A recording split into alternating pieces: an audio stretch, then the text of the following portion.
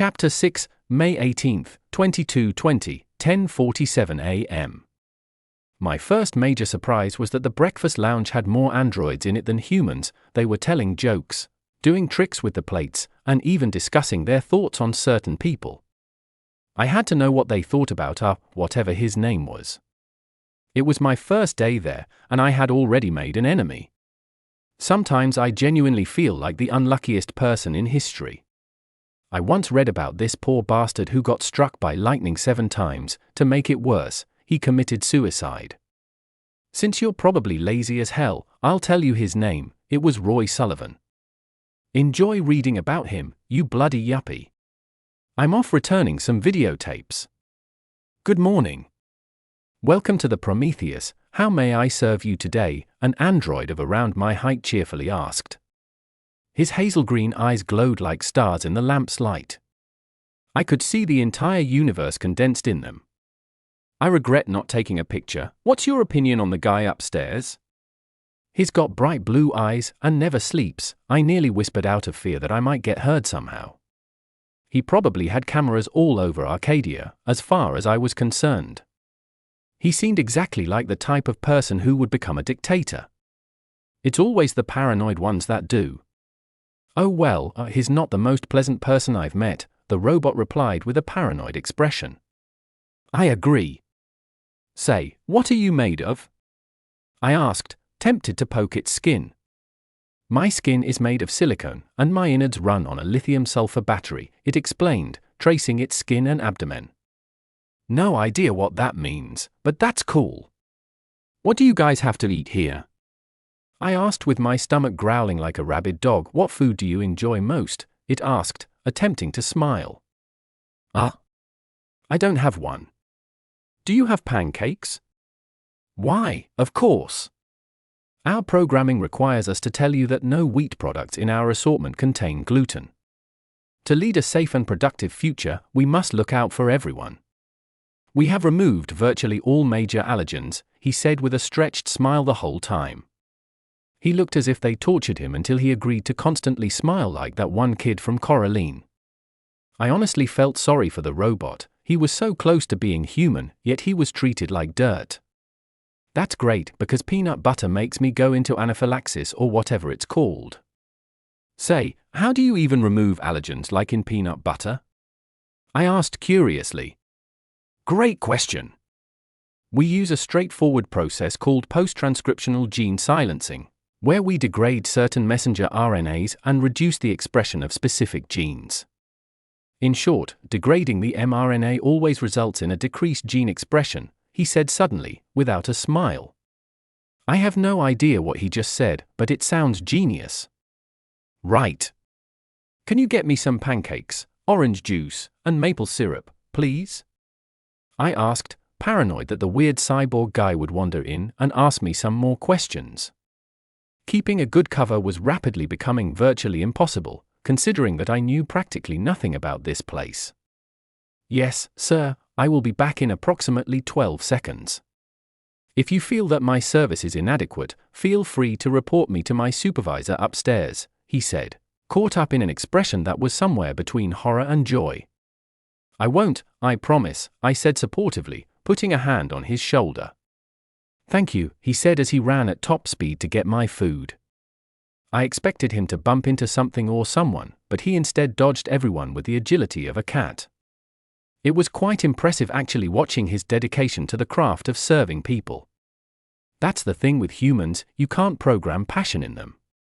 I barely had enough time to think about my plans for the day before he came back with a stack of buttermilk pancakes covered with maple syrup, the color of amber. Thank you, I said, smiling before proceeding to eat. May I sit with you? Insert name here, he asked with the insert name here part being spoken by a far more robotic voice. Yes, of course. My name is Clive, by the way. Do you have a name? I asked with a mouthful of pancakes. Constantine, however, I chose the name for myself as Master Maynard wanted to test my intelligence. He says that I am so human that I could practically pretend to be one. There is only one thing I do not understand. What is love exactly? He asked curiously, with his eyes glowing like gems due to being caught by the lamps. Oh boy. It's just as hard to understand as a human, Constantine. Love is undefined, it doesn't ever stop and kinda has infinite layers to it, if that makes sense. I explained awkwardly. Oh, yes. So it's like a Mandelbrot fractal? He asked excitedly. Yeah. I replied awkwardly, not knowing what the hell he was talking about in the least. When you love someone, how does it make you feel? He asked, tilting his head to the side like a puppy. He was so innocent, it almost hurt. It makes you feel warm and delighted. But it can also make you feel horrible, I explained, hoping he'd understand me. But I do not understand, how can love make you feel both bad and good emotions? He asked, frowning. Because sometimes the other person doesn't love you, and it hurts. Other times they love someone else and abandon you, I explained. Humans sometimes leave someone that makes them feel good for another person. That must be painful, he said, pausing for about 5 seconds like the first android I met. Yes, it is excruciating, I said with a frown as I finally finished my stack of pancakes. The last time I was so full was the last Thanksgiving I had with my father. I ate so much gravy that I nearly fell into a food coma. I swore that I would never eat again. At that moment, I suddenly remembered this one girl that I dated when I was 15. Her name was Madeline, and I stupidly thought I would marry her someday. I met her during a movie night at our school, and we clicked right away. Her favorite movie was the original Ghostbusters, and we watched it together a few times at her house. Why did our relationship end up failing, you may ask? Well, she kinda told me that I was full of myself, and instead of swallowing my pride, I said to her that if she disliked my attitude that much, she could go straight to hell. She ended up weeping, and we never really talked since then. I've seen her around town a couple of times since then, but I've been too afraid to speak to her. I still have feelings for her and all. I hope that one of these days, I'll man the fuck up and finally apologize to her. She deserves that much. I'm an awful person, I swear on my life I am. The android was just beginning to talk about how he passed every Turing test they ever gave him when Maynard walked in with a crazed smile, went over to our table, and sat down. His expression said, I know something you don't. I see you've met Constantine, he said, nodding. We're having a conversation here, Maynard. Piss off, Will. Why? I replied irritatedly. Oh, but trust me, you'll be fascinated by what I learned about this so-called Canada of yours, he said, rubbing his hands together excitedly, like a fly. I wanted to knock him out so badly at that moment, but I knew that he would crush me with his augmentations. Oh, great. What did you learn, Maynard? Constantine asked curiously. So this fine gentleman described Canada as a dump, which is funny because it ceased to exist as a sovereign nation 86 years ago. Now, why exactly did this happen?